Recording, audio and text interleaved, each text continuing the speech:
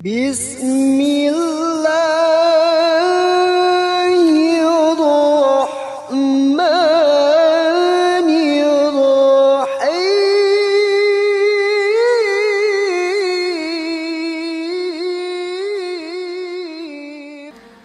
mau baca sejarah Nabi mulai dari lahirnya, masa pertumbuhannya, masa pendidikannya, masa kerasulannya, masa hijrahnya, masa pemboikotan yang dilakukan oleh orang-orang kafir, masa hijrahnya sampai di Madinah, masa peperangan. Semua, setiap fragmen dari kehidupannya Rasulullah ada pelajaran penting, pelajaran yang berharga yang bisa kita ambil. Dan semuanya akan nambah kita cinta kepada Rasulullah SAW. Apalagi kita yang orang-orang lemah, kita ini lemah. Kita ini setiap dapat bencana baru sedikit, sudah seakan-akan dunia kiamat. Ngeluhnya luar biasa. Padahal Nabi kita Rasul SAW dari mulai kecil sudah diberi ujian oleh Allah Subhanahu Wa Taala.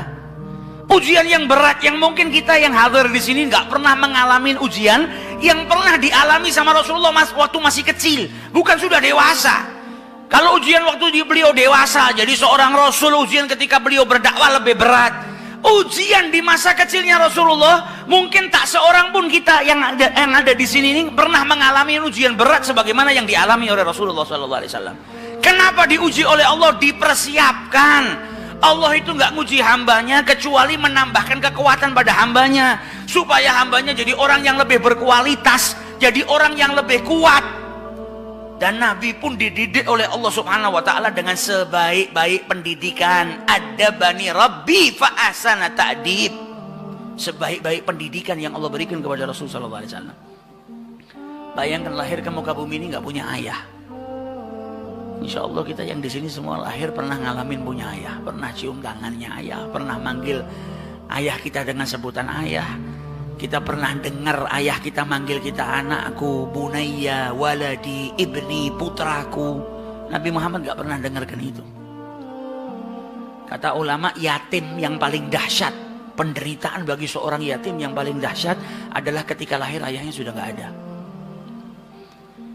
Kalau yatim setelah dia lahir dia sudah pernah dapetin ayahnya, pernah manggil ayah, atau pernah dipanggil wahai anakku, atau pernah dicium oleh ayahnya, atau pernah mencium aroma daripada ayahnya, ada kenangan.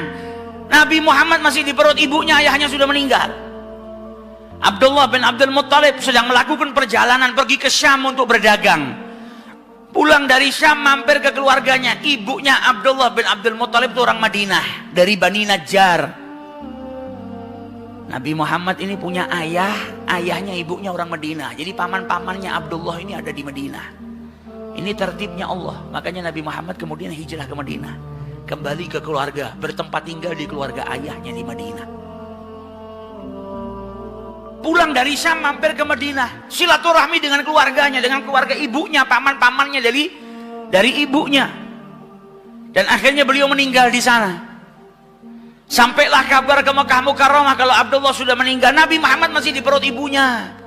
Nabi lahir nggak pernah punya ayah, nggak pernah berjumpa dengan ayahnya, nggak pernah manggil ayah, nggak pernah dipanggil oleh seseorang dengan ya bunayya seperti kita semua dengar kalau ayah kita manggil anakku, putraku. Nabi nggak ngalamin masa itu.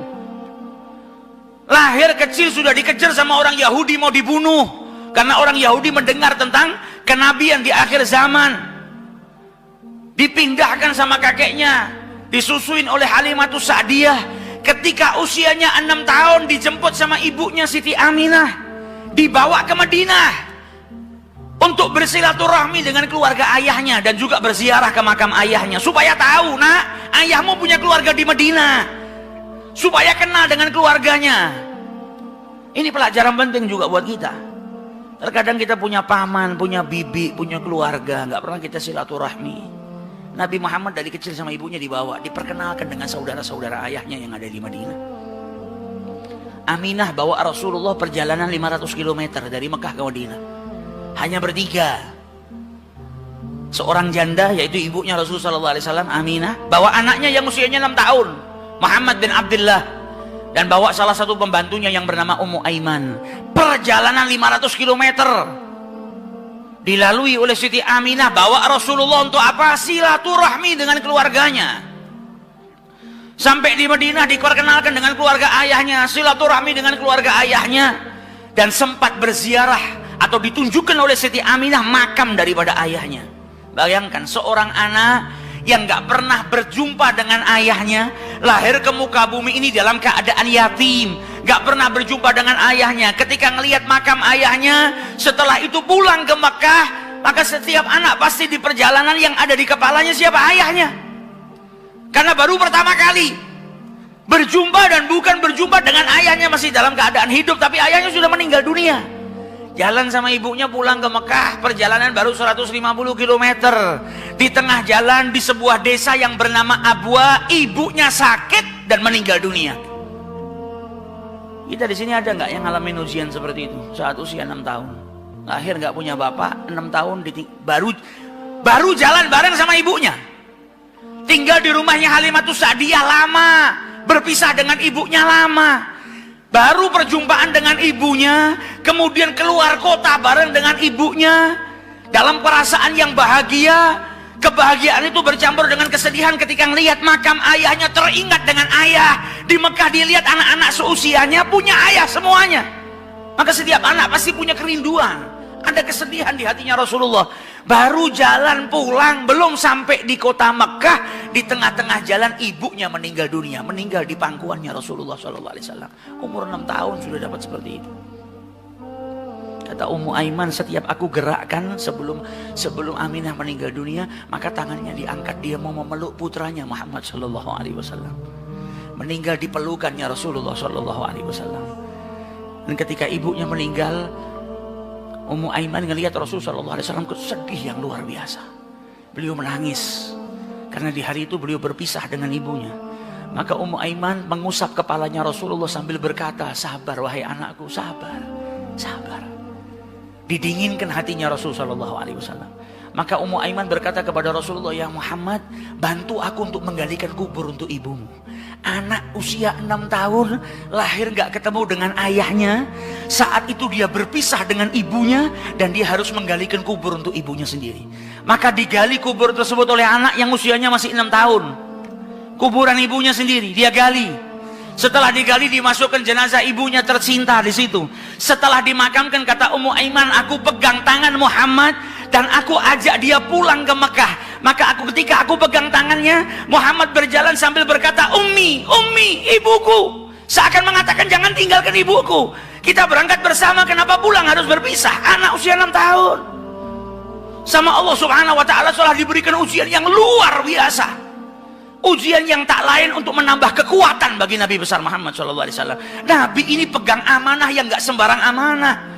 Allah gak akan memberikan amanah kecuali kepada orang yang kuat. Dari kecil dididik sama Allah supaya apa? Supaya kuat. Al-i'dad minallah, dipersiapkan untuk mengemban amanah yang besar, untuk berdakwah dengan tantangan yang luar biasa. Dari kecil sudah dipersiapkan sama Allah Subhanahu wa Ta'ala. Sampai di Mekah yang dituju bukan rumahnya Aminah. Sampai di Mekah yang dituju langsung rumah kakeknya Abdul Muttalib. Sampai di rumah kakeknya, dia ketuk pintu rumah kakeknya, dibuka oleh kakeknya. Abdul Muttalib cuma ngelihat Muhammad dan Ummu Aiman. Maka Abdul Muttalib kakeknya bertanya, Aina ummak, mana ibumu, mana ibumu? Maka Rasulullah sambil menangis dan berkata, Ummi, Ummi, Ummi. Dan Ummu Aiman berkata, laqad matat, telah meninggal ibunya. Maka Abdul Muttalib pun menangis yang luar biasa. Sedih ngelihat cucunya yang lahir tanpa seorang ayah, usianya baru 6 tahun sudah pisah dengan ibunya, ibunya meninggal. Maka dipeluk Rasul Shallallahu Alaihi Wasallam dan kakeknya berkata, anta bunayya, engkau anakku, jangan takut, engkau tidak sendiri, engkau ini anak saya. Dalam kisah yang pendek ini kita bisa dapat banyak pelajaran. Maka sejarahnya hidupnya Rasul Shallallahu Alaihi Wasallam ini pelajaran penting buat kita. Nabi masih usia seperti itu sudah dapat ujian yang besar dari Allah Subhanahu wa Ta'ala, dan dia adalah kekasihnya Allah Subhanahu wa Ta'ala. Kita yang baru dikasih ujian sedikit sama Allah sudah meledak bagaikan kiamat, yang terkadang kita nggak sabar, bahkan kita terkadang masuk dalam kategori tidak terima dengan apa yang diberikan oleh Allah Subhanahu wa Ta'ala. كانوا قليلا من الليل ما يهجعون وبالأسحار هم يستغفرون